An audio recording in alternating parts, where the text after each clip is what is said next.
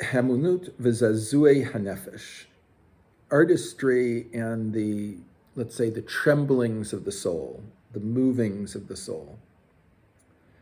V'za'zou'i hanefesh, shמצד רגשי האהבה הטבעית, the tremblings of the soul that come from the natural feelings of love. שנוטלת חלק גדול במציאות, and this takes a very significant portion of reality. במוסר ובחיים, with both in ethics and life. הם ראויים להתפרש על ידי הספרות בכל הצדדים שבהם. They are fitting to be explained through literature in all of their sides. מוציאה el הפועל את הגנוזות. It brings into, I'm not sure how to translate el הפועל, action that which was hidden, or into reality that which was hidden, out into the light. אבל בשמירה היותר מעולה מנטייה לצד השיכרון שיש באלו הרגשות. But there has to be a very careful watch over the side. Shikaron is the confusion that is the result of drunkenness, right? Tendency to the side of drunkenness. That exist in these things, meaning there are always conflicts within the person, right? Where do we go with them? We'll talk about this more as we examine the whole piece. Shemahapech tam mitara tivit latuma menuvelet. That can take them from their natural purity to disgusting impurity, right? Must be an extra vav. What? The last word should be probably an extra vav, I assume. Menuvelet? Yeah. He doesn't write it that way. Rav Kook doesn't write it that way. I don't know why. Yes. Rav Kook's Hebrew was somewhat unique. I mean, modern Hebrew is still in its developmental forms, right, when he was writing. And so it didn't have all the rules that would later have.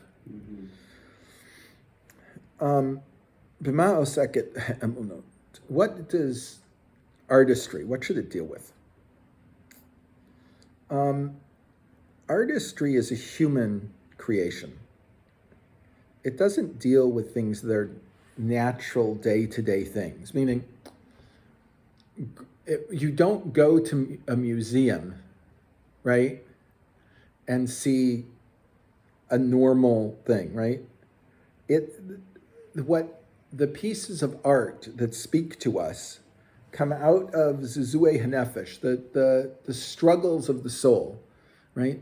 I once read, someone was writing about artists, an artist was writing about artists, a painter, and he said he never knew of a great artist that, as we would say, had menuchat nefesh, had a calm soul, right? It was the struggles, the fire in their soul that was creating the artistry, the great artistry.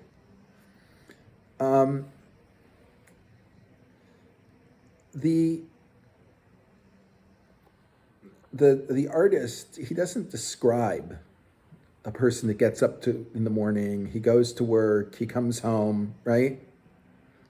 There's no great challenge in this, so to speak, right? He's talking about the conflicts that a person has, the problems, the tremblings, the struggles, the internal issues, right, that are developing in a human being. What? Like more the spiritual issues versus physical, no? Yeah, no, these are generally spiritual things the person has. I mean, right, the za'zou'i hanefesh shמצד רגשי האהבה הטבעית, the spiritual tremblings, the tremblings of the soul that come out of his natural love, right?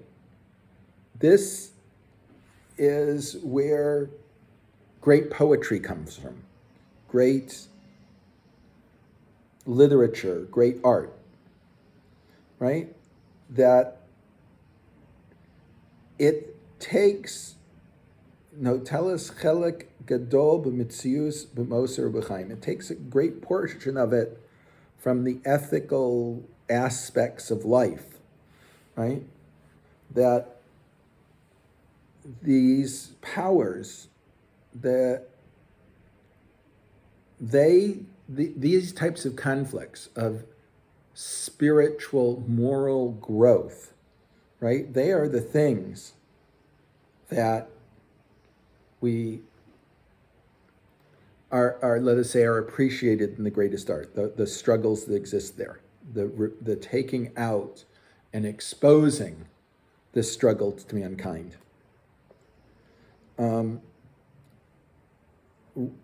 As we talked about in the previous parak, they require בשמירה היותר מעולה. They require the greatest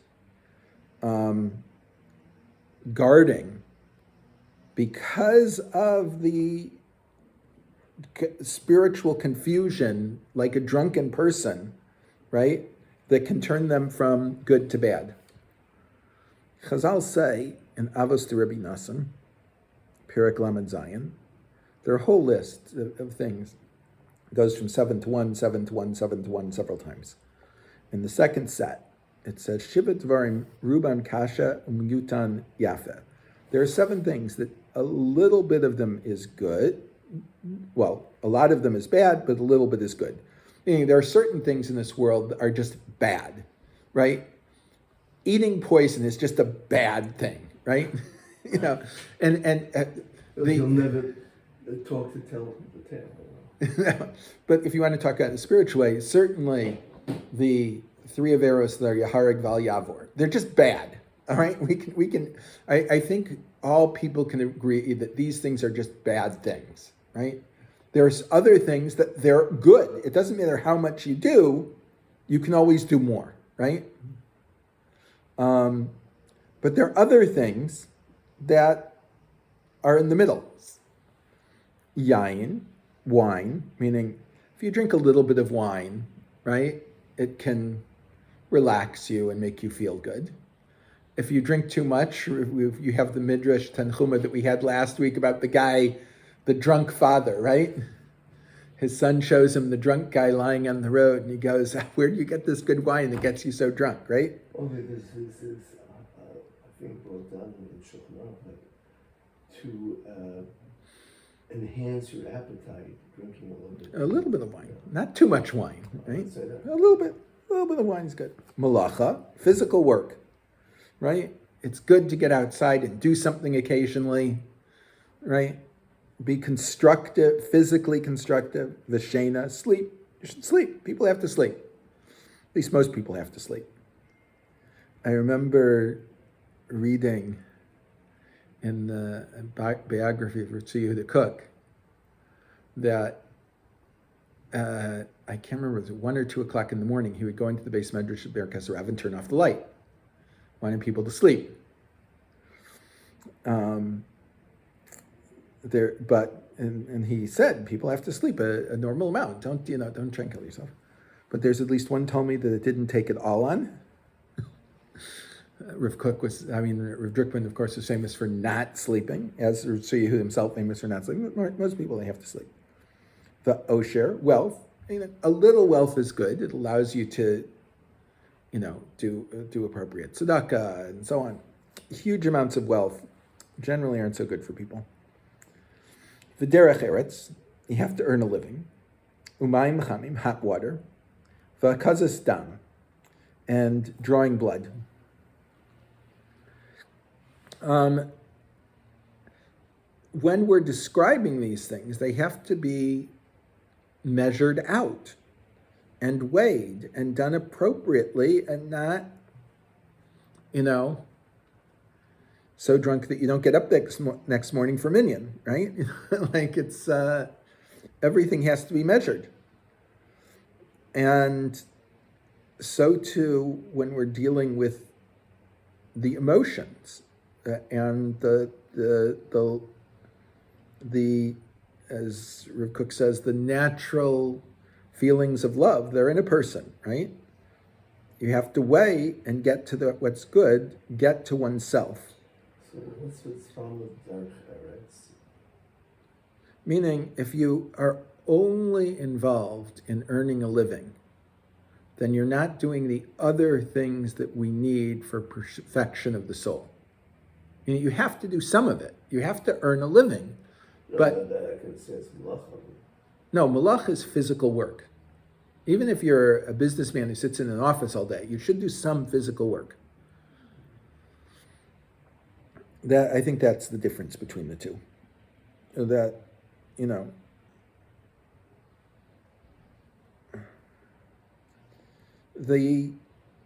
as we have in the Siddur, Elokai neshama shenasata bi taharahi. That my God, the neshama that you gave me is tahor.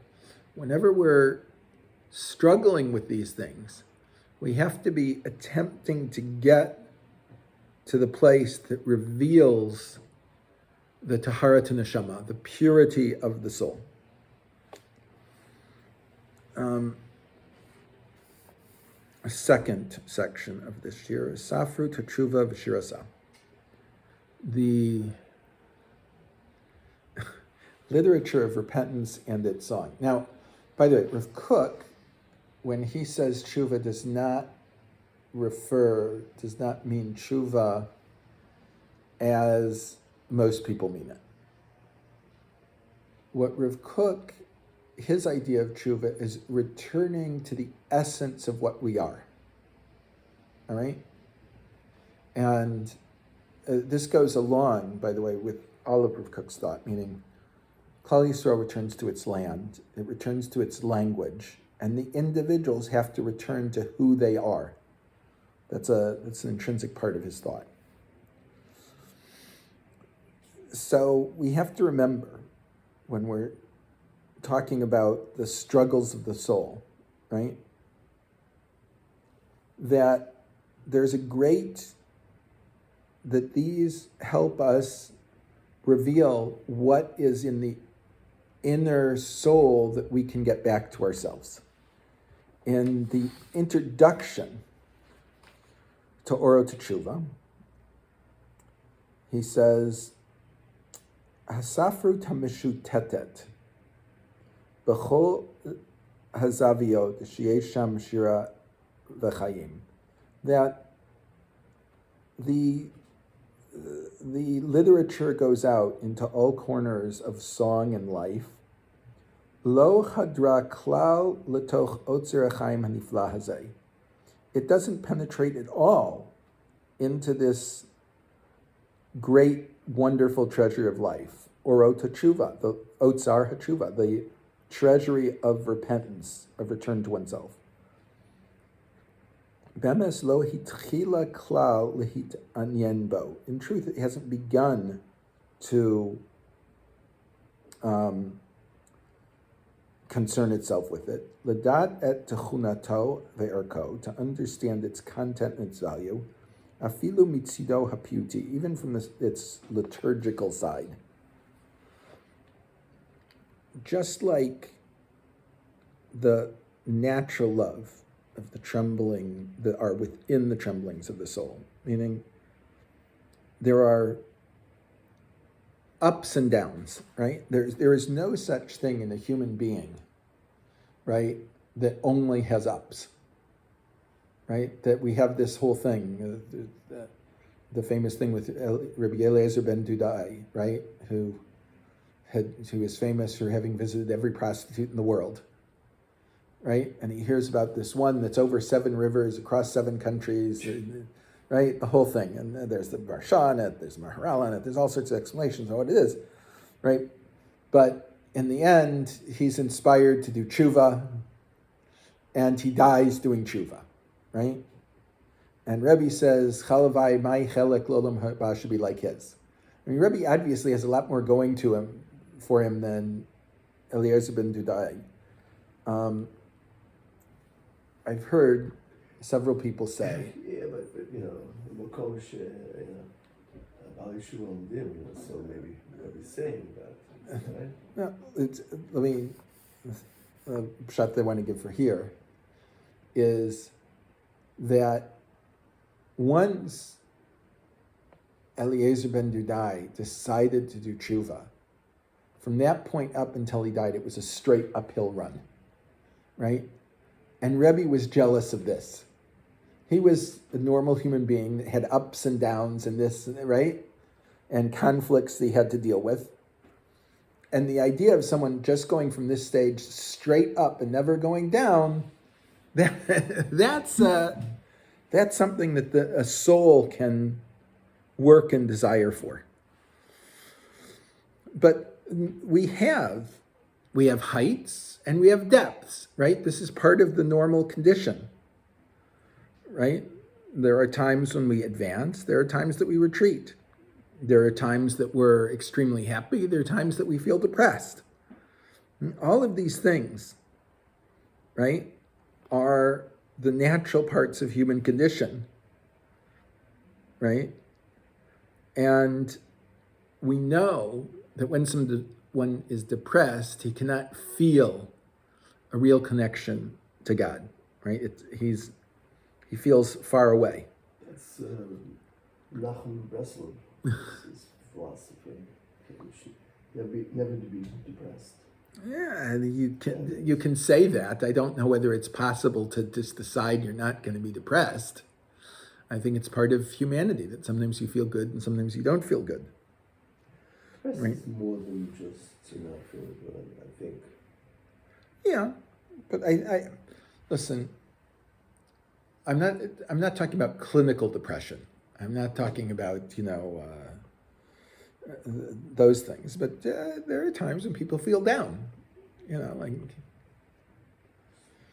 Depression is to what degree? Yeah, within the normal range. I'm not talking about clinical, psychological problems, but no one can be happy every day of their lives, right? It's just not. It's not a possibility. But we have. Human life is morkav. It's made up of different parts, different ways that fit together. Complex, internal conflicts, right? By the way, you sometimes see very, very wealthy people that have everything they want in this world that are not happy people. Right? Like I've seen it many, many times. They're just not happy people. And you see people that are poor and suffering, right? Reb Zusha, all the famous Hasidic stories about Reb Zusha. No matter what happens, he's happy, right? Everything. And what's the thing? The Hasidim come to the Magid of Mezirich, and they say, we don't understand the Gemara. You're supposed to say a bracha over the good, over the bad, with the same feelings. You say the bracha over the good. How is it possible? He said, one of my Hasidim can answer. Go ask Reb Zusha. They go to Reb Zusha, and everything's horrible, like. And they ask him, and he said, how is it possible to say? And he says, I don't know. I've never had anything bad happen to me. I can't tell you this. Whereas for most people, his whole life we would view as a complete and total disaster. So, Rav Kook expresses this in the Orot Tshuva. Hatzar hapnimi shel tshuva, the internal pain of tshuva, meaning it's not easy. People talk about therapy as being difficult, right? Because it's not easy to go through the processes to return to yourself. Hu chomer Gdol l'mishorer higon l'ha'ir et kinorim. This is a great amount of material for the people that compose songs about suffering to light up their harps, right? This is great material. U'lemitzarim targi'im legalot bo et kishronam. And for the artists of tragedy to reveal their abilities. Right? Why is it? Because these things of going from darkness to light, from depression to happiness, are the things that reveal the most about who we are when we're able to uncover them. This, he says, is more required in his generation. I would say our generation is still in this time period of the, as he says, the Dor HaTchiyah, the generation of the bringing back to life of the Jewish people. Not only because songs can be used to help us to tshuva, to encourage our artistic abilities, but we are obligated to work with these things, right? As he says, רגשי tshuva, the feelings of return to oneself, b'chol hod yafatam, and all the beauty that they are, b'chol דכדוכי-נפשם, and all the pressure of the soul, היותר amukim, that's the greatest down, mukhrachim lehigalot b'safrut, they must be revealed in literature. And he says, I didn't put this piece in, I'm sorry, v'kom yakum lanu mishorer hatshuva, and should rise up for us the song, the singer of tshuva, shu yeh mishorer hachayim, that he is the one that sings of life, mishorer hatchiyah, sings of the coming back to life, mishorer shel neshama halomit haholechet lihigael, the one that sings of the national soul that is going to be redeemed. It's very interesting. In just a few months after the 6-Day War, the OU had a quarterly magazine, not the one they have now, it had a different name, I don't remember it. Someone gave me a copy, where they had an interview with Rav Drukman. These are people that had no knowledge of Rav Kook, I can guarantee you by the way they wrote. But they entitled the interview, "The Poet of Tshuva," which I thought was very interesting, considering, of course, who Rav Drukman was and what he did for the growth of Torah and so on in Eretz Yisrael, but also what he did for Tshuva in Eretz Yisrael. I think they interview with Yehuda. Probably because he didn't speak English. Mm-hmm. Just a reality. Knowing the people that, The paper. you know, when Norman Lamb became the president of YU, I think I've told you this, one of the first things he did is he hired a secretary that could type Hebrew. Mm. And all the letters they sent to Musmachim of the yeshiva were written in Hebrew. At the first RCA convention, people were complaining. Rebbe, people are having problems reading your letters. And he knew this was going to happen, and he was prepared. He got up and he gave a shir that was, no. And it was a whole massive collection of letters that Gedolim had written to each other that were primarily about family, they were related, they wrote about family issues, things and so on and so forth. And only when they were writing to the person's wife, that part of the letter would be in Yiddish. The rest would be in Hebrew. And he said, a Rav writes to a Rav in Hebrew. If you have troubles reading my letters, hire a translator. So in those days, there was a Google Translator. Yeah, well, right. But still, it's, so the idea of Rabbanim not knowing Hebrew well enough to read a letter is not a new thing. It goes back a while. Well, also, if you take a look in the old days, they had fantastic handwritings. Oh yeah, it was part of what they worked on. Today it's disgusting. Yes, I have atrocious handwriting. I'm a sofer, so my safrit is beautiful. My handwriting is atrocious. I can't comprehend. It should be. My it goes hand in hand. I have I can't make a straight line. I mean, I have problems with coordination, but But wait, for the software, I see. it's a different skill. I don't know why, but it's a different skill. What do I know? And my ex-wife was a doctor, and she had the most beautiful handwriting you can Really? imagine. Yeah, the pharmacists wouldn't believe this. They thought her prescription was forged because it looks like, you know, these typewriters that type in cursive. That's what her handwriting looked like. It was a joke in our family. You know, the sofa then you get it's like crazy. See, my philosophy has always been that if I want to enjoy reading somebody's letter, you know, I have to have also a neat handwriting. I agree. I've tried. It's just like, that's why I'm careful to type everything for people nowadays.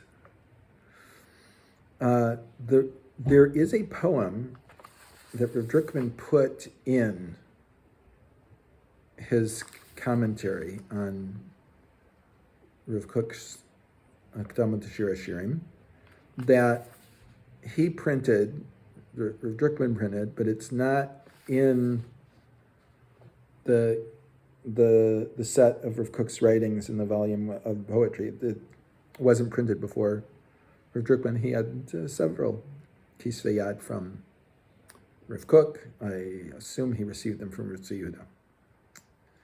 Mehera Reda v'orar